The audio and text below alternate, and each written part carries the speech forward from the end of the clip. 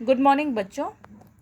कल के वीडियो में हमने सर्वनाम किसे कहते हैं, सर्वनाम के कितने भेद होते हैं, पुरुषवाचक सर्वनाम के भेद, उसकी परिभाषा और साथ ही निश्चयवाचक सर्वनाम किसे कहते हैं पढ़ लिया था। आज हम इस वीडियो में आगे का भाग पढ़ेंगे सर्वनाम का। तो आइए देखते हैं सर्वनाम का तीसरा भेद, अनिश्चयवाचक सर्वनाम। बच्चों यहाँ देखिए कुछ उदाहरण दिए हुए हैं। चाय में कुछ पड़ा हुआ है, किसी ने शीशा तोड़ दिया। ऊपर के वाक्यों में कुछ तथा किसी ने किसी निश्चित वस्तु या व्यक्ति के बारे में हमको नहीं बता रहा है, अतः यहाँ पे कौन सा सर्वनाम हो जाता है? अनिश्चयवाचक। उदाहरण में दिया हुआ चाय में कुछ पड़ा हुआ है, लेकिन क्या पड़ा है वो हमको नहीं पता। उसी प्रकार से किसी ने शीशा तोड़ा तो है, लेकिन किसने तोड़ा वो हमको नहीं पता। तो क्योंकि यहाँ पे कुछ भी निश्चित नहीं है, तो यहाँ कौन सा सर्वनाम हो गया? अनिश्चयवाचक सर्वनाम। तो आइए इसकी परिभाषा देख लेते हैं। जिस सर्वनाम शब्द से किसी निश्चित वस्तु या व्यक्ति का बोध न हो उसे हम अनिश्चयवाचक सर्वनाम कहते हैं। इसके कुछ उदाहरण देख लेते हैं। कुछ, कोई, कौन, कितना, ये सारे शब्द अनिश्चयवाचक सर्वनाम हैं।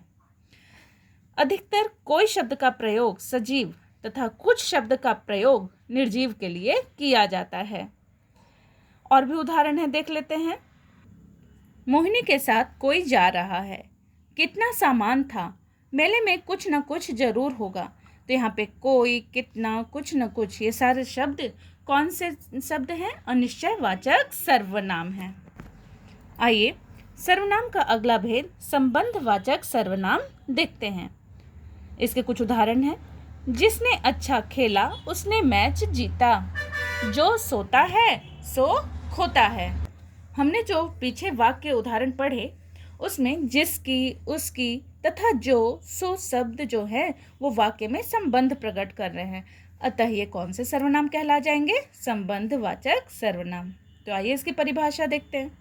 जो सर्वनाम शब्द वाक्य में किसी दूसरे संज्ञा या सर्वनाम से संबंध बताता है उसे हम संबंधवाचक सर्वनाम कहते हैं। इसके कुछ अन्य उदाहरण हैं।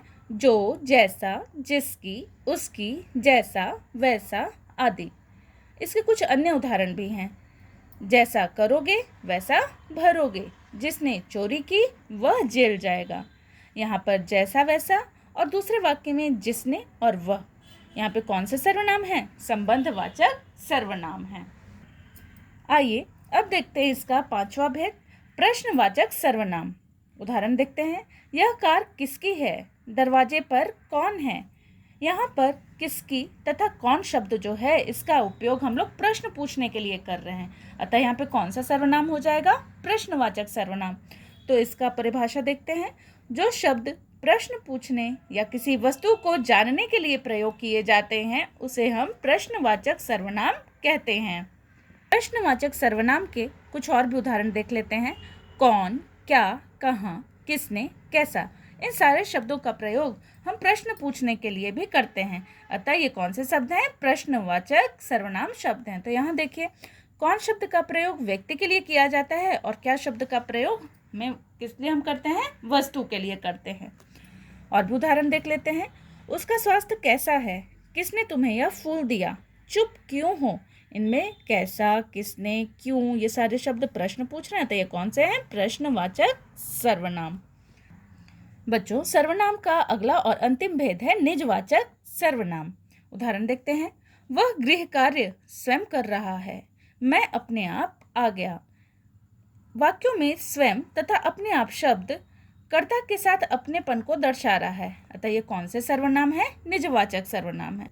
बच्चों जिन सर्वनामों का प्रयोग निजत्व का बोध कराने के लिए, निजत्व का अर्थ होता है स्वयं के लिए, जब होता है तब वहाँ पे कौन सा सर्वनाम हो जाता है? निजवाचक। तो इसकी परिभाषा देख लेते हैं। जिन सर्वनामों का प्रयोग निजत्व का बोध कराने के लिए किया जाता है उन्हें निजवाचक सर्वनाम कहते हैं।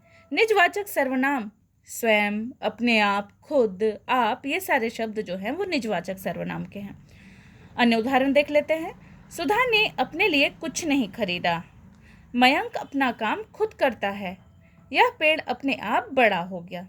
तो ये सारे अपने लिए, अपना, अपने आप, ये सारे शब्द जो हैं वो निजवाचक सर्वनाम हैं। बच्चों कुछ ध्यान देने वाली बात भी है।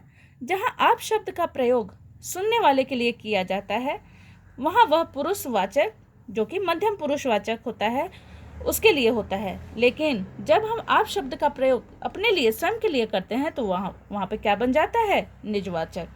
तो आप शब्द का प्रयोग उसके शब्द का प्रयोग किस तरीके से किया जा रहा है उसके ऊपर निर्भर करता है। उदाहरण देख लेते हैं।